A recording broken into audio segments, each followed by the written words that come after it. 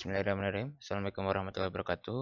Halo semua, jumpa lagi pada video pembelajaran praktikum geologi struktur dengan judul analisis struktur 3, yaitu berupa modul ke-9 ya, masuk bagian ke modul 9.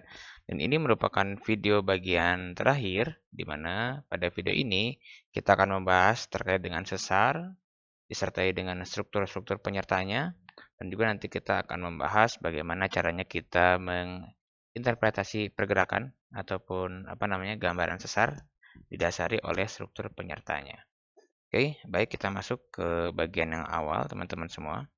Jadi bisa dilihat ya sama teman-teman juga. Jadi memang penyelesaian suatu geometri dalam penentuan pergerakan sesar biasanya akan mudah ketika kita menggambarkan dengan gambaran dua dimensi begitu ya. Jadi ada tampak peta atau tampak penampang. Jadi sesar itu sebenarnya gambaran tiga dimensi yang sebenarnya akan lebih mudah kita ketahui tentunya ketika kita melihat dalam model dua dimensi gitu ya. Akan lebih mudah untuk menganalisis baik kinematikanya maupun dinamikanya gitu ya. Nah, ada beberapa contoh yang dipakai sebagai analisis pergerakan. Salah satunya adalah hubungan antara tegasan utama dan pola kekar gerus yang berpasangan tentunya ya. Nah, ini nanti akan saya hubungkan di akhir ya teman-teman ya. Terus yang kedua adalah hubungan antara sesar atau kelurusan sesar atau jalur sesar dengan struktur kekar. Dalam hal ini bisa berupa tension gas maupun shear fractures ya. Jadi kekar yang terisi dia membentuk huruf S seperti itu ya. Ataupun shear fractures ya, conjugate begitu ya, sesar-sesar yang berpasangan. Atau lipatan minor yang menyertainya. Jadi ada lipatan-lipatan kecil begitu ya. Jadi itu merupakan struktur geologi yang teman-teman mau nggak mau harus diukur juga di lapangan. Nah, lalu hubungan antara pola keterangan atau strain ellipsoid di dalam jalur sesar. Nah, ini nanti sudah menyimpulkan keseluruhan ya teman-teman. Ini lebih ke arah perubahan bentuknya nanti. Oke, baik, kita lihat dulu ke bagian ini ya. Ini yang mungkin gambar dari teman-teman sudah tidak asing lagi seharusnya gambaran-gambarannya. Teman-teman bisa lihat gambar yang ini ya. Ini merupakan model dari bidang sesar dan ada bidang bantunya di mana ada sigma 1 dari vertikal, berarti dia menghasilkan sesar yang bergerak ke bawah ya, sesar normal begitu ya. Mulai bergerak ke bawah. Nah, ini sigma 2-nya di vertikal, berarti dia menghasilkan strike slip begitu ya. Dan di sini ada hubungan-hubungannya. Nah, sebenarnya dari beberapa prinsip atau model ini teman-teman semua, jadi secara teoritis dapat diketahui sifat gerak sesar sebenarnya ya ketika kita memiliki model-model tertentu, baik model yang seperti bidang tipis atau ini blok ataupun kita gambarkan secara dua dimensi. Nah, sebenarnya dalam skala kecil sifat geraknya itu bisa terlihat pada gores garis atau striae ya. Mungkin sebagian orang menyebutnya silicon line yang ada pada cermin sesar, yaitu kita sebut sebagai secant site. Tetapi memang ketika kita berbicara pada kasus yang lebih umum lagi, nah, kedudukan sifat gerak ini harus ditentukan dengan menerapkan kaidah teori atau model yang berlaku. Jadi ketika kita berbicara skala yang lebih besar lagi teman-teman semua, jadi sifat geraknya itu memang perlu kita tentukan ya.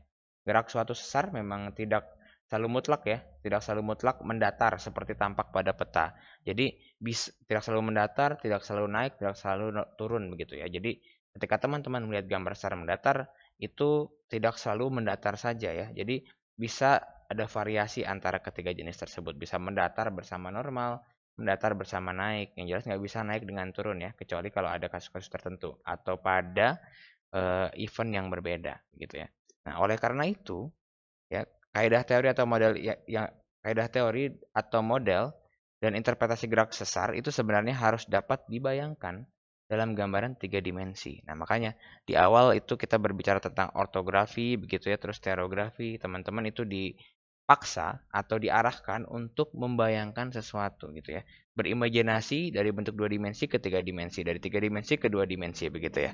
Jadi harapannya teman-teman bisa membayangkan juga gambaran tiga dimensi dari sebuah sistem atau sebuah model sesar tersebut.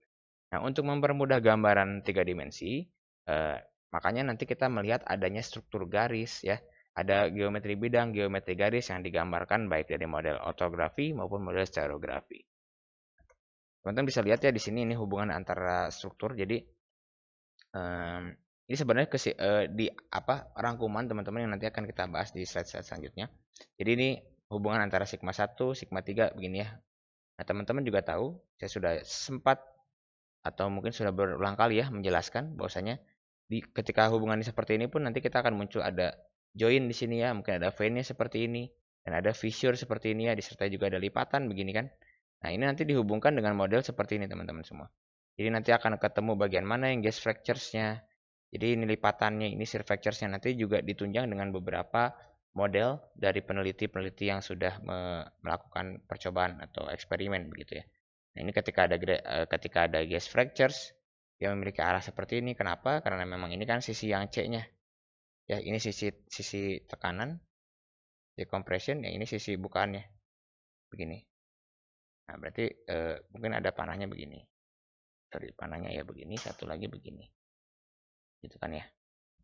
Kurang lebih seperti itulah. Nanti kita coba bahas. Oke. Kita masuk lagi.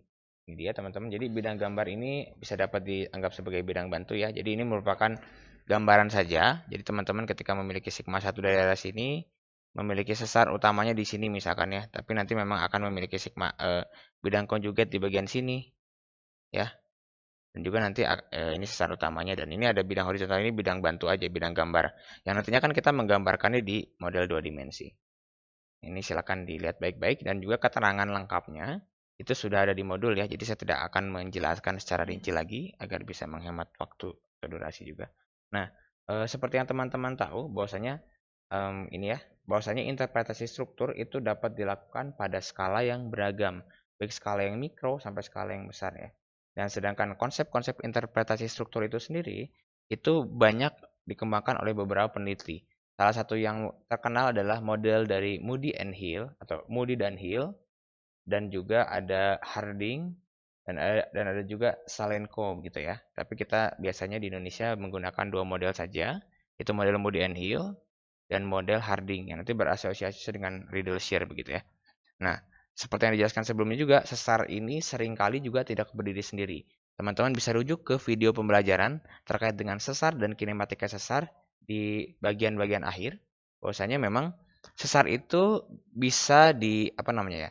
Sesar itu sebelum terjadi sesar, sesaat sebelum terjadi sesar itu bisa terjadi struktur.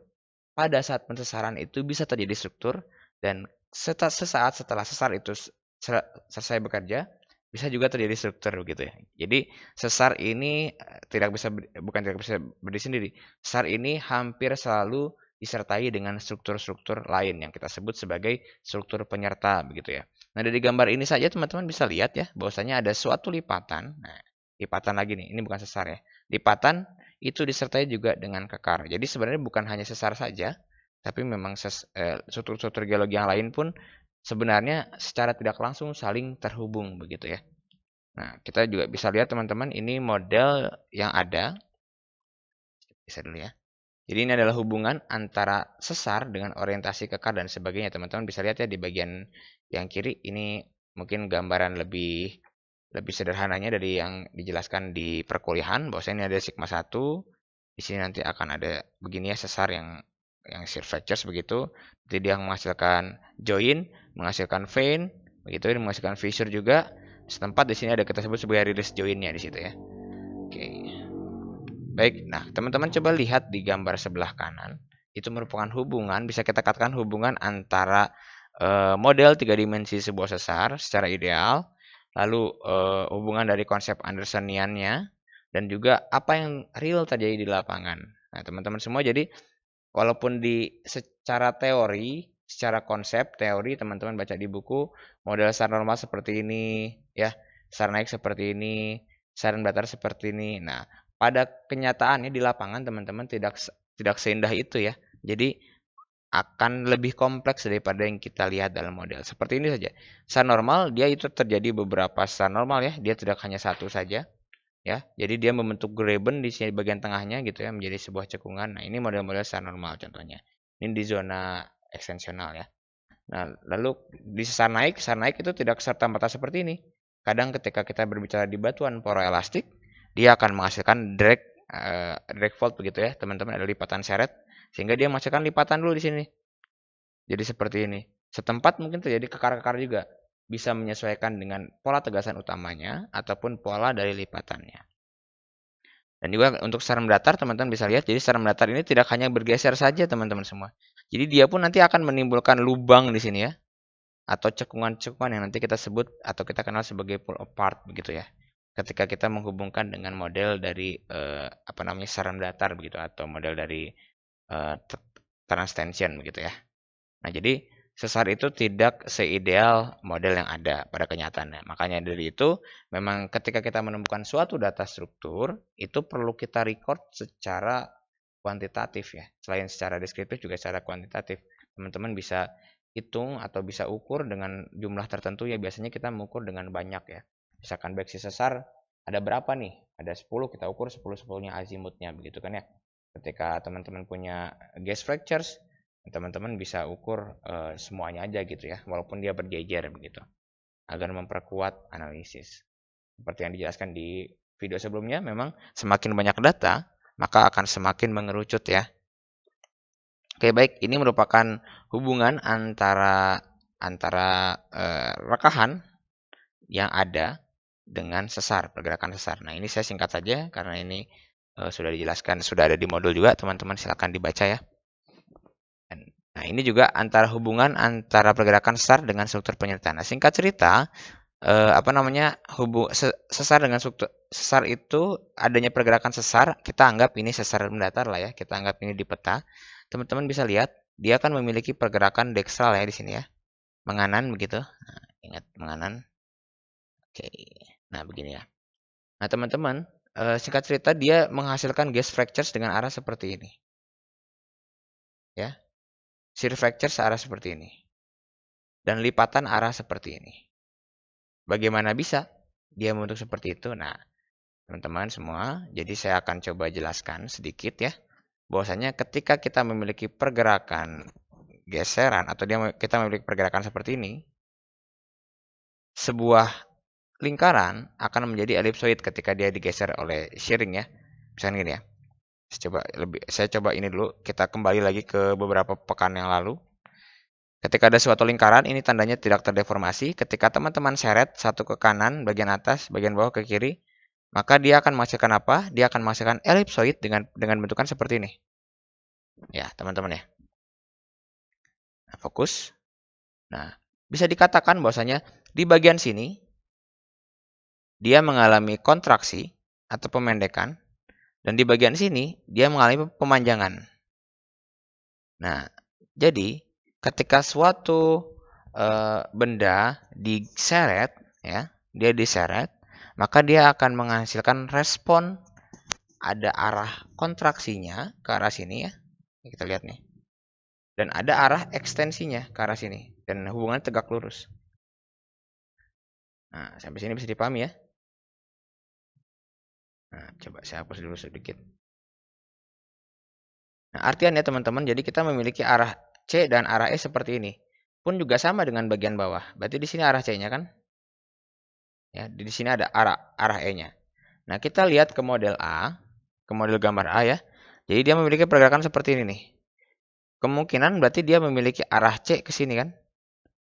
Jadi kita gambarkan begini. Ini ya. Saya coba ganti warna deh, biar lebih mudah. Berarti kita memiliki arah C ke sini ya. Dan arah E ke sini. Kurang lebih seperti itulah ya. Ini E, ini C. Nah, ketika arah C ini berarti arah pemendekan kan? Apa yang terjadi pada sebuah material ketika dia ditekan? Seperti gambar ini. Dengan arah seperti ini. Maka dia akan menghasilkan lipatan. Nah, makanya lipatan orientasinya seperti ini. Gitu. Ataupun dia akan menghasilkan shear fractures dengan koordinat tertentu. Dengan orientasi tertentu, mohon maaf. Betul. Tapi ini shear fractures-nya ini lebih berkorelasi dengan sesar utamanya ya. Dia kan sebagai respon atau lawannya gitu ya. Dan gas fractures teman-teman bisa lihat di tengah ini adalah searah ya, kurang lebih searah lah dengan arah kontraksionalnya, dan dia terbuka atau dia membuat aperturnya, membuat ruangannya, membuat aperturnya itu searah dengan arah E-nya kalau teman-teman perhatikan. Pelan-pelan, ini memang cukup dalam ya, jadi mungkin silakan disimak dengan baik. Nah, oke. Oke, nah seperti itu ya teman-teman. Nah, kita lihat gas fracture seperti apa. Jadi gas fracture itu merupakan, saya sudah sampaikan juga di kelas ya, yaitu berarti vein ya, maksudnya jadi ada rekahan yang biasanya terisi oleh mineral, tapi dia bisa menunjukkan pergerakan. Contohnya seperti ini nih. Nah, ini kan dia memiliki gas fracture seperti apa, kita gambarkan ya. Gas fracture-nya itu begini gitu ya. Ini ya. Kalau dari sini kita bisa tahu arah C-nya itu, arah C-nya begini dan arah E-nya begini. Gitu ya. Ini arah E-nya begini. Nah, paling begini kan modelnya paling. Nah, ini pergerakannya. Begitu.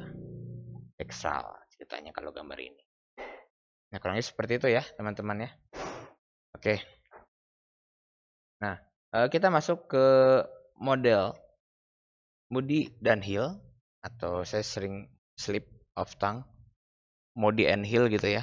Jadi ini Moody dan Hill. Jadi Moody dan Hill ini merupakan konsep struktur atau urutan kejadian struktur berdasarkan arah tegasan ya, yang bekerja pada suatu wilayah struktur tertentu. Dan tentunya nanti berdasarkan arah tegasan itu nanti kita bisa rekonstruksi strukturnya. Dan yang perlu teman-teman garis bawahi adalah Moody dan Hill ini berlaku pada model pure shear. Oke. Pada model pure shear.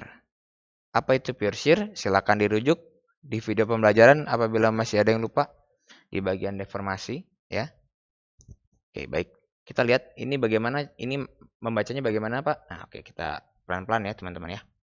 Jadi, suatu ketika nih ya, suatu ketika Moody dan Hill ini melakukan percobaan, teman-teman semua, di mana dia memiliki arah tegasan utama di sini. Sigma 1 dari arah atas, dari arah utara ya dalam hal ini. Otomatis respon juga ke arah selatan kan, di arah selatan. Nah, singkat cerita, ketika dia dari arah utara selatan, ini sama dengan apa yang sudah saya sampaikan berulang-ulang di kelas. Dia akan menghasilkan lipatan, karena kan ditekan tuh, begitu ya, dari atas dan bawah, maka lipatannya itu memanjang kiri kanan, horizontal. Lipatan, gini ya.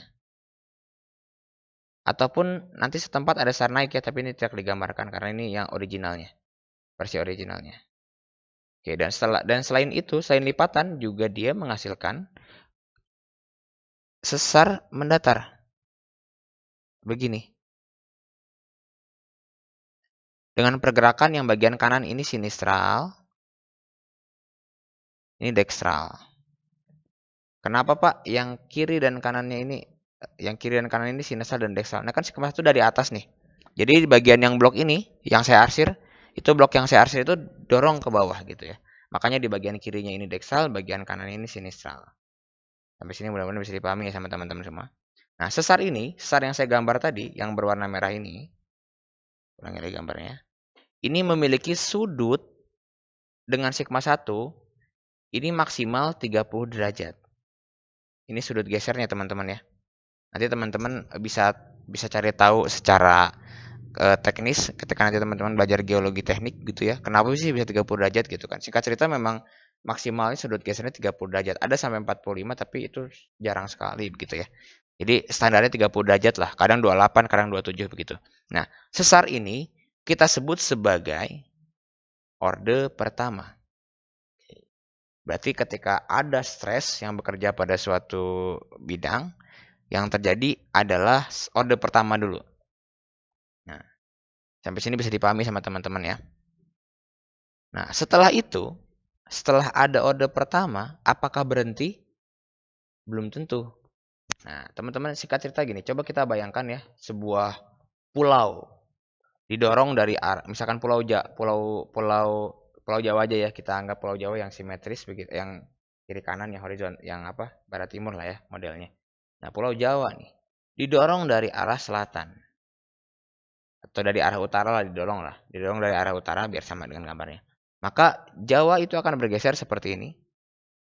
Ya, di bagian barat mungkin bergeser secara deksal, di bagian timur mungkin bergeser secara sinistral.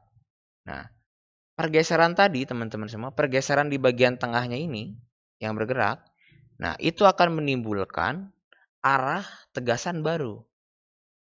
Kan dia bergeser begini ya. Gitu kan? Nah, tentunya ada arah respon dari belakang, dari bawahnya seperti ini. Singkat cerita seperti ini. Bentar. Tadi ada yang pertama kan begini ya. Arah utamanya di utara selatan. Nah, oke, baik, saya lanjutkan. Nah, arah pergeseran baru ini merupakan sigma 1 di orde yang kedua. Nah, jadi singkat cerita, yang orde yang pertama itu sudah selesai, dia bergerak yang ini kan. Nah, ini akan menjadi sigma 1 yang baru, teman-teman semua. Artinya apa? Ketika sigma 1-nya jadi berubah, dia akan memiliki lipatan begini. Ya, lipatan begini. Tentunya nanti akan memiliki sesar datar yang gini juga arahnya. Gini satu, yang gini gitu ya. Yang begini gitu. Nah, ini sesar ini yang kita sebut sebagai orde kedua. Oke. Bisa dibayangkan sama teman-teman ya, ini cukup berat begitu. Cuman mudah-mudahan masih bisa dipahami. Ini orde kedua. Oke. Nah, lalu selanjutnya ada lagi kita sebut sebagai orde ketiga. Nggak sampai sini. Orde ketiga itu adalah arahnya berdasarkan sesar yang terjadi di orde 2. Nah, ini yang garis merah nih, ini kan bergeraknya ke sini ya. Ini bergerak sinistral, yang ini bergerak dekstral. Nah, artinya dia memiliki arah baru nih, sigma 1 baru dari sini. Apa yang terjadi? Nanti akan menghasilkan sesar lagi begitu kan? Lipatan lagi dan selanjutnya. Terus begitu. Nah, pertanyaannya adalah, berarti Pak ada orde keempat, ada orde kelima, ada orde ke-6, 7, dan 8. Bisa jadi. Bisa jadi. Kenapa bisa jadi? Nah, teman-teman semua, ini perlu diberi gambaran juga ya. Jadi, orde itu mentok di 3. Kenapa? Karena orde 1 itu dia memiliki arah seperti ini. Utara selatan anggaplah ya. Orde 2, kalau teman-teman coba gambar-gambar sendiri, orde 2 itu memiliki arah gini kurang lebih lah ya. Nah, ups, ini kurang lebih. Oke, orde ketiga dia memiliki arah begini lah kurang lebih. Ini ya. Nah, beginilah orde ketiga. Nah, orde keempat, ini orde ketiga. Orde keempat, dia itu mengisi lagi bagian-bagian yang sudah ada di orde pertama dan orde kedua, begitu. Jadi, makanya tidak digambarkan karena perulangan di sana gitu ya. Nah, tentunya kita bisa mengklasterisasi struktur itu dengan 2 orde saja. Oke, baik. Saya lanjutkan. Mudah-mudahan teman-teman bisa pahami ya. Dan saya sangat menyarankan untuk disimak dengan baik ya. Bahkan mungkin kalau misalkan masih belum ngerti bisa diulangi lagi saja karena ini sangat penting. Oke, kita lanjutkan ke bagian selanjutnya. Ini model dari Harding teman-teman semua. Ya. Setelah tadi teman-teman mendapatkan model dari Moody dan Hill untuk benda atau untuk model pure shear. Nah, model Harding ini diperuntukkan untuk simple shear. Ya, untuk simple shear di mana nanti akan ada geseran ya di situ ya. Nah, singkat cerita ini sudah saya jelaskan tadi di awal ya. Ini ada arah pergeseran ke kanan dan ke kiri itu. Ya, di sini ada bergerak dia ke sini, maka dia akan memiliki respon C-nya dari arah sini dan ekstensinya dari arah sini begitu. Nah, otomatis ini juga sama, sebenarnya konsepnya hampir sama lagi dengan yang tadi Moody and Hill, tapi dia memang terbatas ya di apa namanya di suatu dia terbatas pada bidang elipsoid ini. Nah, apa namanya? Ini pun sudah saya jelaskan juga di perkuliahan, jadi saya tidak akan banyak juga jelasinnya. Nah, nanti di sini dia menembuskan lipatan di sini kan. Lipatan maupun di sini ada sesar naik ya, ketemu sesar naik dan juga ada sesar geser seperti biasa. Ya begini, perpasangan. Nah, lipatannya di sini bisa lipatan. Nah, nanti ada yang kita sebut sebagai sesar antisintetik yang dominan ya, searah dengan arah dominannya. Sedangkan ada sesar yang kita sebut sebagai sesar antitetik, begitu ya teman-teman ya. Nanti kita bisa lihat antitetiknya, nanti kita bisa respon. Antitetik itu biasanya lebih cenderung ke orde selanjutnya daripada sesar itu. Nah, nanti di sini juga ada respon disertai oleh sesar normal juga gitu ya. Nah, nanti kalau misalkan lihat model yang terbaru rekan-rekan semua, nanti kita juga memiliki ini vein di sini ya, atau fracture atau gas fractures mungkinnya begini gitu. Atau gas fractures-nya dia menunjukkan pergerakan lah, mungkin beginilah gitu ya. Tapi yang jelas arah ekstensinya sesuai, arah aperturnya sesuai dengan arah ekstensi, dan bidangnya itu paralel dengan arah kontraksionalnya. Oke, baik. Kita lanjutkan lagi. Nah, ini dia. Jadi teman-teman bisa lihat ya, ini hubungannya. Yang tadi ini pure shear bagian kiri, sedangkan yang kanan ini adalah simple shear begitu. Nah, teman-teman silakan disesuaikan saja. Jadi mungkin kita tidak tahu ya pure shear dengan simple shear yang di lapangan teman-teman semua. Tetapi dengan teman-teman melakukan pengambilan data struktur yang baik dan benar, dan juga bisa merekonstruksi dengan baik dan benar juga, bahkan kita bisa menentukan nanti apakah sistemnya pure shear atau simple shear di lapangan. Oke, baik. Nah, kita lanjutkan teman-teman semua. Jadi ini masih cukup dalam ya. Jadi, nah, tentunya teman-teman nanti akan memiliki beberapa data ya, seperti yang dijelaskan di awal, kita memiliki vein atau gas fractures begitu ya. Dan juga ada shear fractures dan ada breksiasi teman-teman semua. Jadi breksiasi pun bisa diambil datanya, setidaknya azimutnya begitu ya. Nah, teman-teman bisa lihat nih dari gambar-gambar ini. Nah, singkat cerita, di gambar A ini itu merupakan sebuah rekonstruksi stereonet dengan menggunakan data gas fractures. Jadi gas fractures-nya diukur strike dengan dipnya. Nanti akan menghasilkan kontur di sini. Nah, ingat di modul yang lalu teman-teman sudah belajar kontur kan ya? Kenapa bisa ada kontur di sini? Nah, ini polnya. Singkat cerita nanti akan mungkin membentuk bidang segini ya, 250 32. Nah, ini bidang yang mewakilkan oleh gas, yang diwakilkan oleh gas fractures, bidang mewakili gas fractures. Nah, lalu teman-teman pun di sini memiliki microfault atau sayap-sayap kecil ya, lipatan-lipatan kecil begitu. Nah, cenderung memiliki satu pola, singkat cerita memiliki pola 160 begini. Ya, microfold atau lipatan kecil. Dan teman-teman juga memiliki arah breksiasi atau azimut breksiasi seperti inilah. Bisa jadi kelurusan juga ya. Ini bisa jadi kelurusan juga seperti ini. Lebih cenderung utara selatan kan? Ini nilai terbesarnya di utara selatan. Nah, setelah itu teman-teman semua ini fokus ya. Jadi kita menggunakan konsep yang ini dulu nih. Nah, teman-teman bisa lihat nih. Di mana kita mengetahui gas fractures-nya, kita mengetahui lipatannya. Maka yang ingin kita ketahui sekarang adalah berapa berapa strike dengan dip sesarnya, apa jenis pergerakan sesarnya. Nah, itu yang kita akan cari, teman-teman. Singkat cerita begini. Fokus baik-baik. Ini video cukup panjang ya. Jadi teman-teman silakan simak dengan baik. Nah, gas fractures kita gambarkan dulu seperti ini. Nah, ini ada GF ya. Nah, gas fractures dia digambar di sini. Dengan kertas yang sama atau dengan kalkir yang sama atau dengan stereonet yang sama, teman-teman silahkan gambarkan juga lipatannya 160-60 ya. Ini kan lipatannya, ini bidang sumbu lipatannya. Oke, baik, pelan-pelan. Oke ya, jadi teman-teman saya coba gambarkan deh, berbeda warna. Yang gas fractures ini warna merah. Coba gambarkan begini ya. Bismillah. Nah, ini dia. Untuk yang sumbu lipatan saya coba gambarkan warna jingga. Ups. Nah, apa yang terjadi teman-teman semua? Kita memiliki titik perpotongan di ini ya, di bagian sini ya. Kita nggak tahu trend pelangnya berapa. Kita memiliki titik potongan di sini.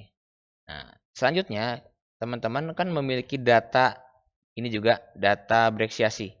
Kita plot data breksiasinya warna ungu ya. Ini kan cenderung utara selatan ya, utara 0 derajat nih. Kita anggap aja ini.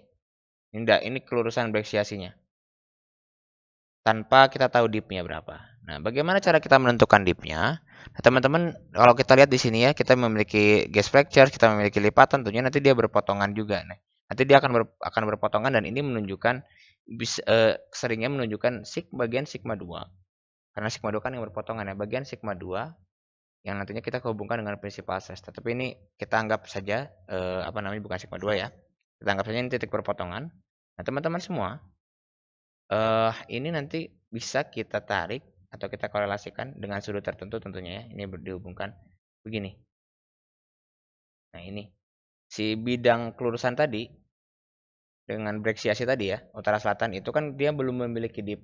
Nah, dipnya itu teman-teman silakan gambarkan lengkungannya itu memotong titik perpotongan ini. Nah, begini. Perpotong di sini. Nah, jadi teman-teman punya gini. Nah, yang warna ungu ini itu merupakan bidang sesarnya. Oke, teman-teman bisa perhatikan ya. Jadi yang warna ungu itu merupakan bidang sesarnya. Oke, berarti teman-teman punya sesar di ini ya, 180, 40 derajat. Oke, baik. Pertanyaan selanjutnya, apa pergerakannya? Nah, apa pergerakannya? Bagaimana cara menentukan pergerakannya? Nah, teman-teman cara menentukan pergerakannya, di sini kan ada perpotongan nih, 3 perpotongan yang tadi. Sekarang coba teman-teman gambarkan bidang bantunya. Atau kita proyeksikan lah, kita proyeksikan ya.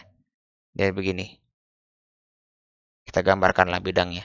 Anggaplah ini polnya dan ini teman-teman gambarkan bidangnya. Maka nanti akan berpotongan di sini antara antara lengkungan sesarnya dengan apa yang teman-teman proyeksikan. Nah, dari sini teman-teman bisa tarik ke titik pusat. Di mana nanti akan menunjukkan pergerakan relatif sesar naik dengan pergerakan menganan atau right slip fault. Ya. Slipnya berapa? Slipnya itu diukur dari sini aja. 26 derajat dengan trennya 214 derajat ya teman-teman ya. Oke, rake-nya 40 derajat dari sini ke sini 40. Gitu. Sampai sini bisa dipahami ya, semoga bisa dipahami begitu. Kalau misalkan belum paham, silakan nanti diulang lagi video pembelajarannya. Oke, baik, saya lanjutkan lagi teman-teman. Nah, itu baru kasus yang pertama. Ini kasus yang kedua. Sama juga, tetapi data yang diketahui adalah shear fractures-nya. Gitu ya. Oh, enggak, ini sama juga, Deng. Ini sama gambarnya itu dengan yang tadi ya. Jadi saya tidak perlu ulang lagi, ini perbesarannya saja biar lebih jelas. Oke, ini bagian yang kedua. Nah, ini bagian yang kedua teman-teman, di mana gambar A ini kita mengetahui adanya gas fractures dan ada shear fractures juga. Nah, tadi perbedaan gas fractures sama shear fractures bisa dilihat ya di gambar ini, di model yang di kanan bawah. Teman-teman silahkan perhatikan. Nah, di sini ada model breksiasinya. Nah, nanti kita plotnya juga sama. Jadi shear fractures kita plot begitu kan. Gas fracturesnya kita plot. Nah, ada ininya, ada si breksiasinya juga di sini kurang lebih kan. Nah, begini. Nanti setelah itu rekan-rekan bisa tarik ke titik pusatnya begitu kan, ke titik pertemuannya antara gas fracture dengan shear fracture. Nah, di sini ya, tadi saya gambarnya ini cepat saya jadi miring sedikit. Gambarin begini. Nah, terus habis itu nanti kita bisa menentukan pergerakannya atau slipnya. Ini kan nanti diorientasi ke sini kan, diproyeksikan ke sini, nanti ini tinggal didekatin saja begitu. Oke teman-teman ya, jadi silakan nanti teman-teman bisa melakukan rekonstruksi. Nanti ada beberapa latihan-latihan soal dan teman-teman silakan dikerjakan. Nah, ini sebelum ini mungkin ya, ini terakhir. Jadi rekan-rekan semua, tentunya ini berhubungan dengan apa yang tadi di awal saya sampaikan, bahwasanya bisa dengan beberapa hal kita menentukan pergerakan sesarnya. Pertama, ketika teman-teman memiliki kekar gerus, pasangan kekar gerus berpasangan, kan teman-teman bisa plot ya seperti gambar yang paling atas nih. Jadi kita plot bidangnya 1 gitu ya. Nah, kita plot bidangnya 2. Nah, perpotongannya ini sering diidentifikasikan dengan sigma 2. Gitu. Nah, lalu kita proyeksikan di titik ini dengan bidang bantu. Nah, dari bidang bantu ini teman-teman semua. Nah, nanti teman-teman bisa ukur di sini ini berapa derajat. Hitung dengan wove-nya atau dengan wove-nya ya, dengan wove-nya. 10, 20, misalkan ini totalnya 64 derajat seperti gambar yang ini ya, seperti gambar kanan. Ini 64 derajat misalkan. Yang ini kan berarti lebih dari 64 derajat kan, yang ini dengan yang ini. Nah, 64 derajat ini di bawah 90 derajat. Nah, ini penanda sigma 1. Simpelnya begitu. Sigma 3 itu selalu lebih besar daripada 90 derajat. Nah, ketika teman-teman memiliki 64, berarti di tengah-tengah sini adalah sigma 1. Di mana posisinya, Pak?